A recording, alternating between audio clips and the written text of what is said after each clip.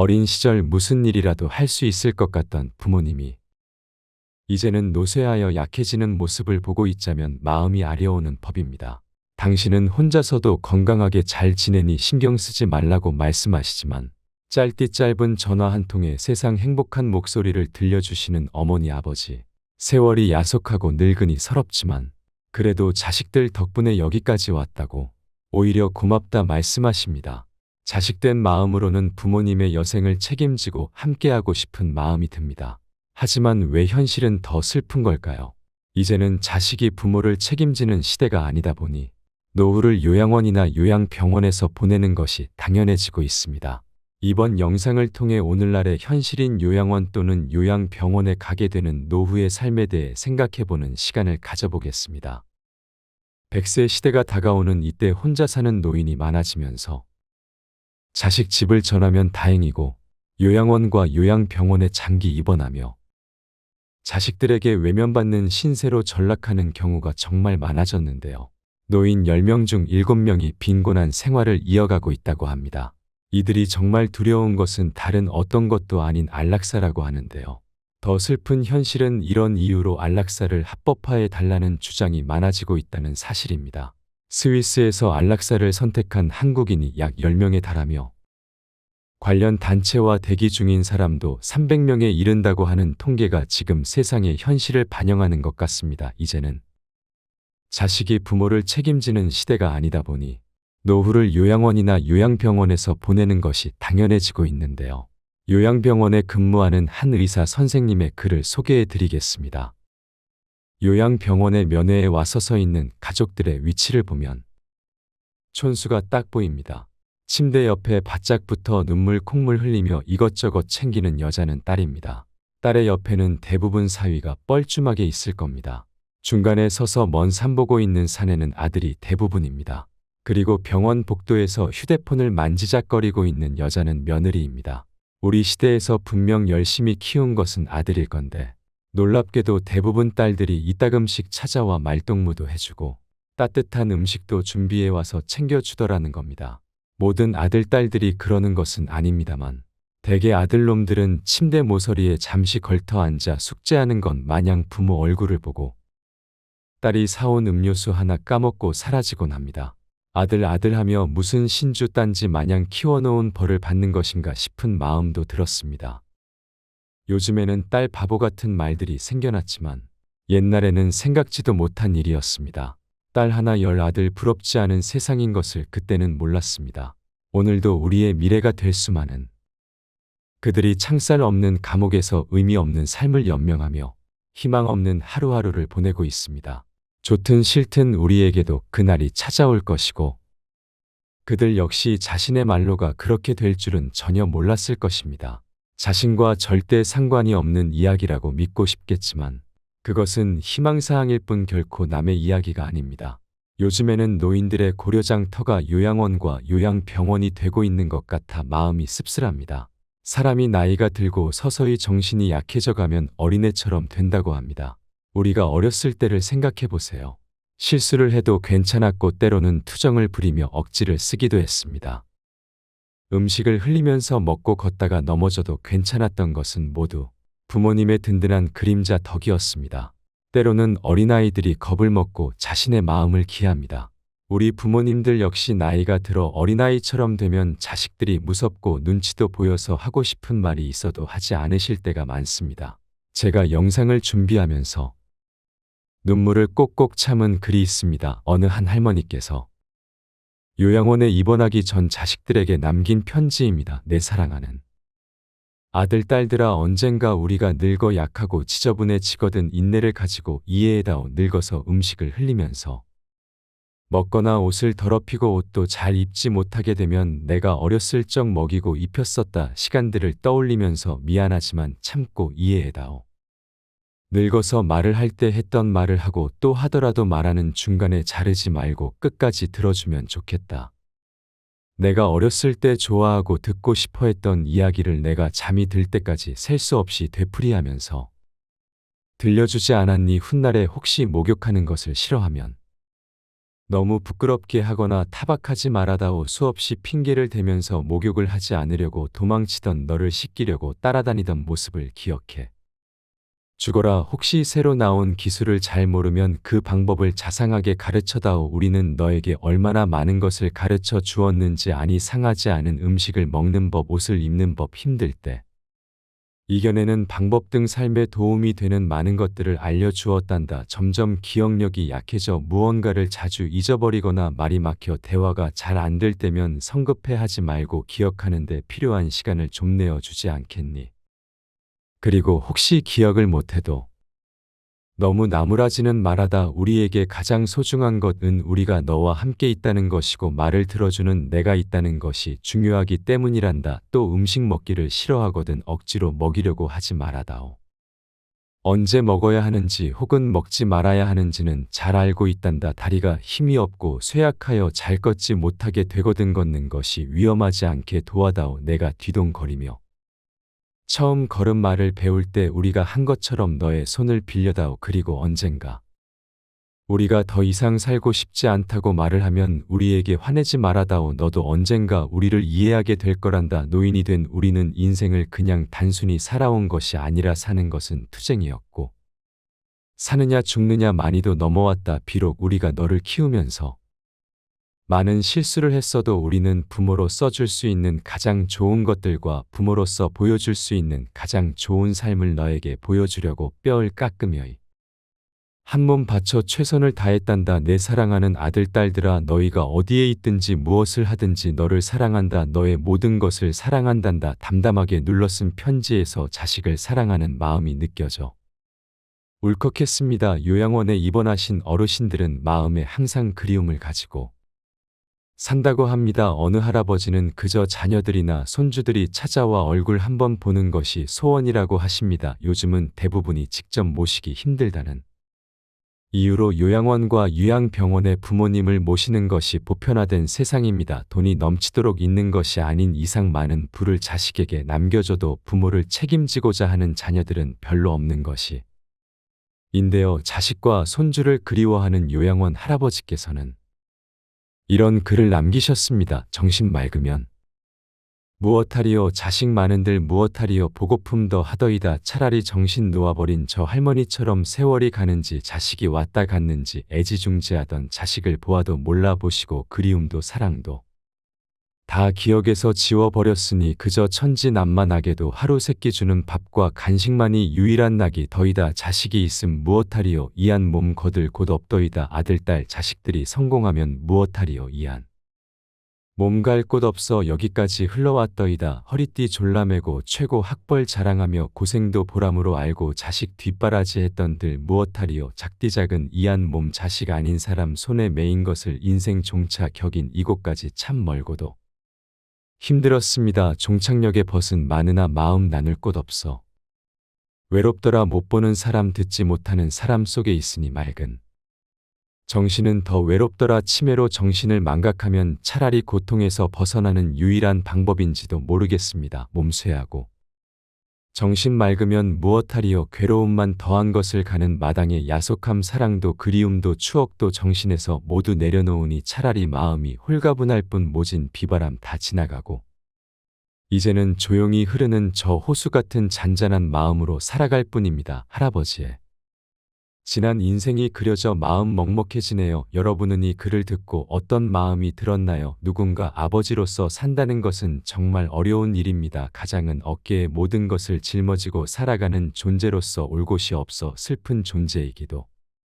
합니다. 아버지란 어떤 사람일까요? 아버지란 기분이 좋을 때 헛기침을 하고 겁이 날 때 너터 그을 웃는 사람입니다. 아버지란 자기가 기대한 만큼 아들, 딸이 학교 성적이 좋지 않을 때 겉으로는 괜찮아 하지만 만쪽으로는 몹이 화가 나는 사람입니다. 아버지의 마음은 먹칠을 한 요리로 되어 있습니다. 그래서 속은 보이지 않지만 잘 깨지기도 합니다. 울 장소가 없기에 슬픈 존재인 아버지가 아침 식탁에서 성급하게 일어나서 나가는 직장은 즐거운 일만 기다리고 있는 곳은 아닙니다. 아버지는 머리가 새딸린 용과 싸우러 나가십니다. 그것은 필요와 끝없는 일과 직장 상사에게서 받는 스트레스입니다. 아버지란 내가 아버지 노릇을 제대로 하고 있나, 내가 정말 아버지다운가 하는 자책을 날마다 하는 사람입니다. 아버지란 자식을 결혼시킬 때 한없이 울면서도 얼굴에는 웃음을 나타내는 사람입니다. 아들, 딸이 밤늦게 돌아올 때 어머니는 10번 걱정하는 말을 하지만 아버지는 번도 넘게 현을 쳐다봅니다. 아버지에게 있어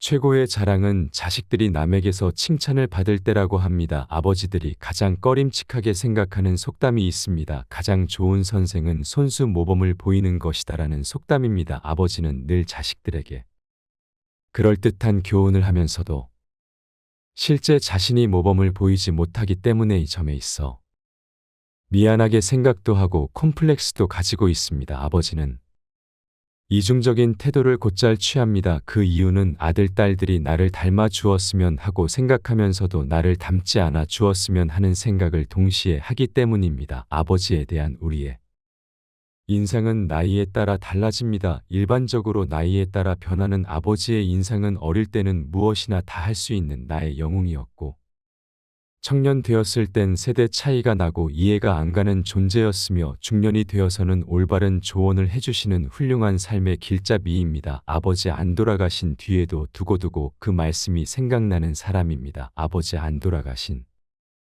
후회야 보고 싶은 사람입니다. 아버지는 결코 무관심한 사람이 아닙니다. 아버지가 무관심한 것처럼 보이는 것은 체면과 자존심과 미안함 같은 것이 어저 그 마음을 쉽게 나타내지 못하기 때문입니다. 아버지의 웃음은 어머니의 웃음보다 농도가 2배쯤은 진하며 울음은 10배쯤 될 것입니다. 아들, 딸들은 아버지의 수입이 적은 것이나 아버지의 지위가 높지 못한 것에 대해 불만이 있지만 아버지는 그런 마음에 속으로만 옵니다. 아버지는 가정에서 어른 인체를 해야 하지만 친한 친구를 만나면 소년으로 돌아갑니다. 아버지는 어머니 앞에서는 기도도 안 하지만 혼자 차를 운전하면서는 큰 소리로 기도도 하고 주문을 외기도 하는 사람입니다. 어머니의 가슴은 봄과 여름을 왔다 갔다 하지만 아버지의 가슴은 가을과 겨울을 오고 갑니다. 예전에는 몰랐습니다. 나에게만 흐르는 줄 알았던 시간이 우리 부모님에게도 흐르고 있었다는 사실을 말입니다.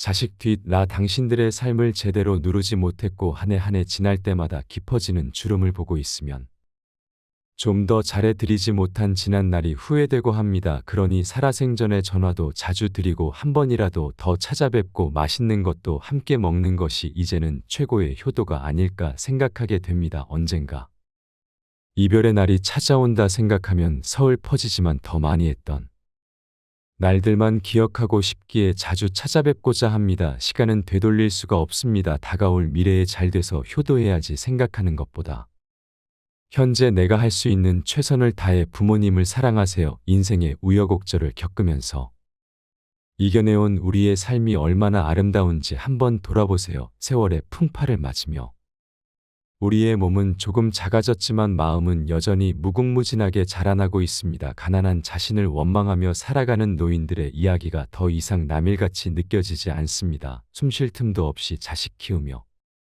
힘들게 열심히 살았는데 남은 것은 텅 빈 주머니와 외로움뿐입니다. 나이 들어서 요양원, 요양병원에 갇혀 죽을 날만 기다린다고 생각하면 하염없이 눈물만 난다는 어느 노인의 이야기에 저도 마음이 참 무거웠습니다. 자신의 키만큼 쌓아올린 폐지를 이화에 담아온 어느 83세의 할머니는 이렇게 내 노후가 비참할 줄은 몰랐다며 한숨을 내쉬었습니다. 인근 쪽방촌에 거주한다는 이 할머니도 수시간 동안 길거리를 돌아다니며 각종 폐지와 고철을 모아왔지만 그 대가로 그에게 건네진 돈은 단돈 5,000원에 불과했습니다. 이렇게라도 벌어야 자식들에게 안 미안하다며 죽기 전까지는 아무리 춥고 아무리 더워도 움직일 수밖에 없는 게 내 팔자라고 생각하며 사신다고 합니다. 병원비며 식비에 여러 가지 들어갈 게 만만찮아 일을 쉴 수가 없다고 합니다. 나의 노후가 잘 준비되어 있지 않다는 불안감. 고령화 사회로 나아가는 속도에 비해 노인을 위한 사회는 준비가 되어 있지 않은 것 같습니다. 기초연금, 노령연금 등 노인을 위한 지원이 강화되고 있다고는 하지만 아직까지 노인 빈곤은 예시절 이야기만이 아닌 현재 진행형인 이야기이기 때문입니다. 폐지 줍는 노인들에 관한 영상을 보신 적이 있으신가요? 여름 무더위에도 폐지 수거에 내몰린 노인들이 5천여 명이라고 합니다. 또 폐지 수집 노인의 연간 수입은 한 달 평균 9만 4천 원으로 나타났습니다. 얼마 전 우연히 본 다큐멘터리에는 이런 내용이 있었습니다. 폐지 수집으로 어젯밤에 4시간 오늘 아침에 3시간 동안 모아서 4천 원 받았지. 자식들에게 미안하지 않기 위해서죠. 보염주의보가 내려진 날 뜨거운 햇볕이 내리쬐는 서울 영등포구의 한 고물상에서 만난 74세의 할아버지는 흘러내리는 땀방울을 닦으며 이같이 말했습니다. 이 할아버지는 기초생활 수급자로서 매달 30만 원의 수급비를 받으며 생활하지만 병원비와 생활비 등 만만치 않게 들어가는 비용에 아픈 몸을 이끌고 폐지를 모은다고 말합니다. 허리 통증으로 고생이지만 병원을 찾을 여유는 없습니다. 이렇게라도 일해야 생활을 유지할 수 있기 때문입니다. 조금 덜 먹고 덜 쓰고 하면서 붙어있는 모진 목숨 어떻게든 살아가는 것이 인생의 목표가 되어버린 것입니다. 또 다른 할머니의 이야기가 있습니다. 얼마 전 VJ 올렸던 할머니를 기억하시나요? 앙상한 최고의 할머니 한 분이 고물상을 찾았습니다. 오자마자 자리에 주저앉은 할머니는 먹을 것이 없어 폐지를 팔아 라면이라도 사가려고 왔다며 어제 저녁에는 설탕물 한 그릇 다 먹고 견디더니 힘이 없어 다른 이들이 억지로 수레를 밀어줘 여기까지 왔다고 말했습니다. 이날 할머니가 폐지를 팔아서 번 돈은 고작 2,500원이 이것은 2008년에 방영된 다큐 3일 프로그램 속 내용입니다. 아마 기억하시는 분도 많을 텐데요. 고령의 나이에도 힘들게 지내는 할머니의 모습에 많은 분들이 눈물을 흘렸습니다. 하지만 더 눈물샘을 자극한 장면은 따로 있었습니다. 할머니의 모습을 촬영하던 리가 이제 그만 가봐야겠다고 하자 할머니가 요구르트 하나를 건넨 것입니다. 밥 한 끼도 제대로 챙기지 못하고 하루벌이가 2,500원 뿐인 할머니가 챙겨준 요구르트를 찍던 VJN 결국 눈물을 흘렸습니다. 노인 빈곤에 대한 깊은 인상을 남긴 이 프로그램은 방영된 지 오랜 시간이 지났음에도 이따금씩 회자되고 있습니다. 하지만 그동안 우리의 사회는 얼마나 변했을까요? 얼마나 많은 개선이 이루어졌을까요? 우리는 한번 잔문해 봐야 합니다. 인생 이막 중년과 노년이 행복하려면 어떻게 노후를 준비를 해야 할지 이야기 나누고 싶습니다. 요즘도 국내에는 생활고에 시달리는 노인분들이 많습니다. OECD 국가 기준 평균 노인 빈곤율은 14%이때 반해 우리나라의 노인 빈곤율은 40% 넘습니다. 혹시 지금의 노인들이 보리고 개라할 정도로 힘든 시기를 보는 이들이기에 자식에게 헌신하며 모든 걸 바쳐오느라 노후 준비를 못한 탓에 어려움을 겪는 것이라고만 생각하시나요? 오늘날의 노인 빈곤은 세대를 넘어 지금 젊은 세대에게도 닥칠 수 있는 문제입니다. 보고서에 따르면 은퇴를 목전에 둔 5,060세대 중 80% 이상이 노후 준비를 제대로 하지 못했다고 했습니다. 연로하신 부모를 챙기고 자식을 키우느라 부양 가족에게 들어가는 돈이 만만치 않았던 게 이유였습니다. 100세 시대를 맞이하여 정년 퇴직을 했다고 하더라도 우리에게 은퇴란 없습니다. 65세 이후에도 경제 활동을 계속해야 하고 70세가 넘어서까지 일해야 하는 것이 현실이라고 말씀하시는 분들이 많지요. 노인분들을 젊은 사람 등골 빼먹는 적으로 취급하고 세금만 죽는다며 앞장서서 세대 갈등을 조장하는 것보다 우리나라 성장에 기여하고 공로하신 부분을 감사히 여기고 함께 상생할 수 있는 방법을 찾아야 합니다. 누구나 늙습니다. 누구나 노인이 됩니다. 우리는 그것을 항상 기억해야 합니다. 나이 드는 것을 두려워하지 마세요. 모든 것은 자연의 섭리이고 이치일 뿐 현재 행복한 삶을 살아가는 것이 천배만배 더 중요합니다. 지혜롭고 성숙하게 나이 드는 당신은 그 누구보다 아름답습니다. 당신의 삶을 응원합니다. 앞으로도 여러분과 여러분 부모님의 삶이 이 건강하고 행복하기를 소망합니다.